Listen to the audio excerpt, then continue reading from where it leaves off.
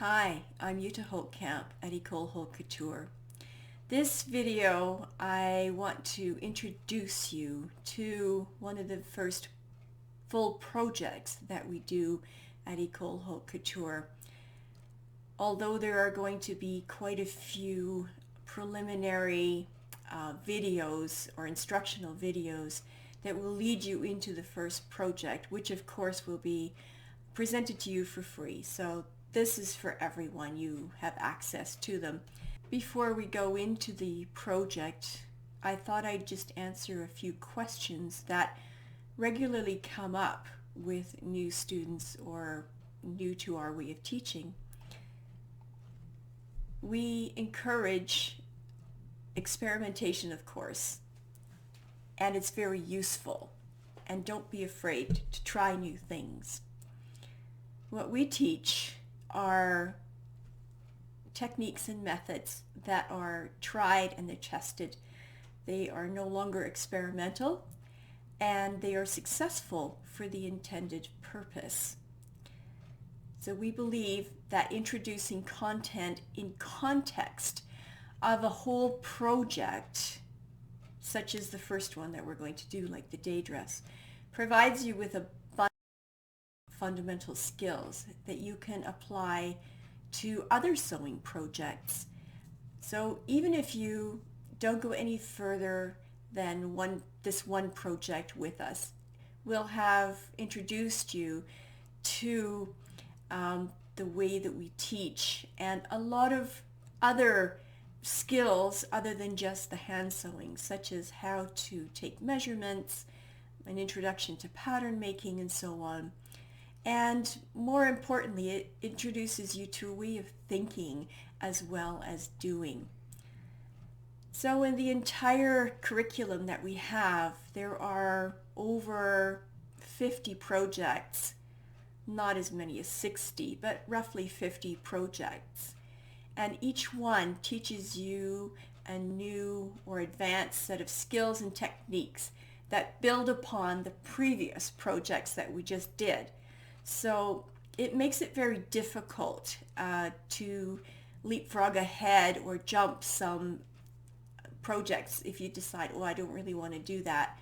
I would say try it and you'll see what I mean, at least the first ones.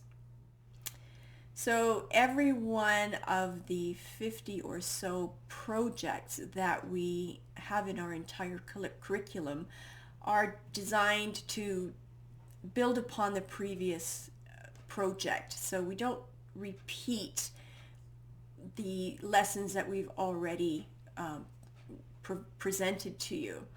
So we're building on the skills of the previous project, which means it's hard to then skip over or jump a project because we assume that you will have that you know and you understand what we were talking about before when we go ahead.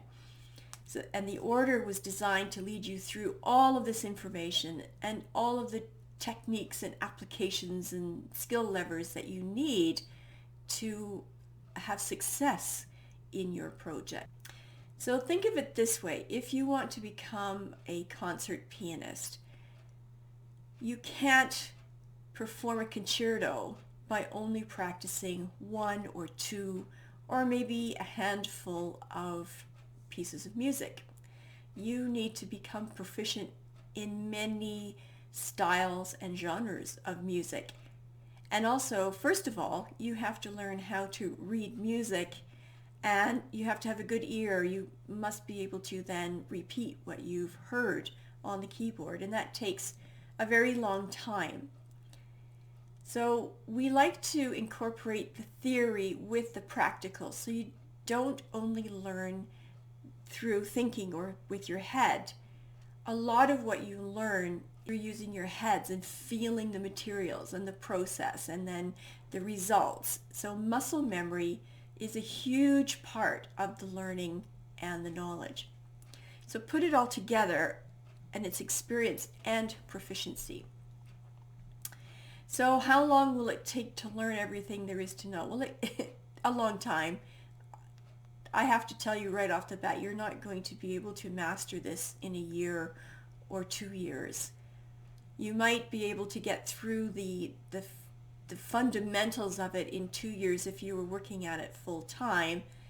But if you're going to go at your own pace, this might take you years. It might take you years. But what we do is provide you with tried and tested skill set that you'll need to create. In the end, whatever comes into your imagination, even if you've never done it before. If I may compare it to another profession, such as engineering, the engineer is a problem solver who uses a wide body of knowledge and experience to design and create a building or a structure that is not only functional, but it's structurally sound. The other question that comes up is, do you teach how to design? No, we are not a design school as such. We believe that you've already got that designer instinct or talent within you, and we also believe that you can't really learn talent.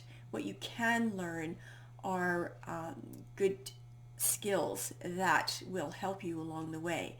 So whether you're going to be a great designer and couturier is really up to you.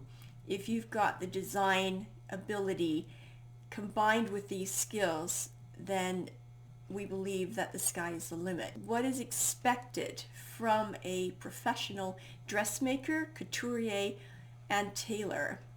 And when you know the levels of expectation, then you will be able to achieve at least the standard, a high standard of workmanship. And we believe this is the basis for truly creative work and avoidance of industry ignorance.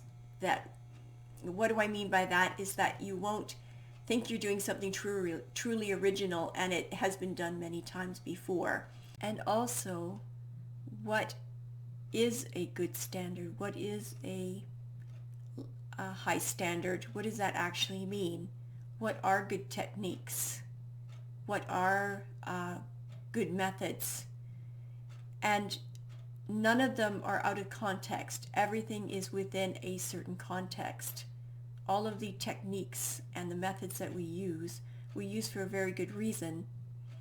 And what is a good fit? What do you mean by a good fit? Which is a really good question, because many of us have never worn anything that actually fits really well. We don't even know what to expect. So we can at least guide you into a certain understanding and what is expected of a true couturier, of a tailor and dressmaker. Anyway, I could go on, but this is just an introduction, and I will explain everything in much more detail as we go. So thanks so much for watching and listening and bearing with us. This has taken some time to get this together. But anyways, thanks so much. Bye.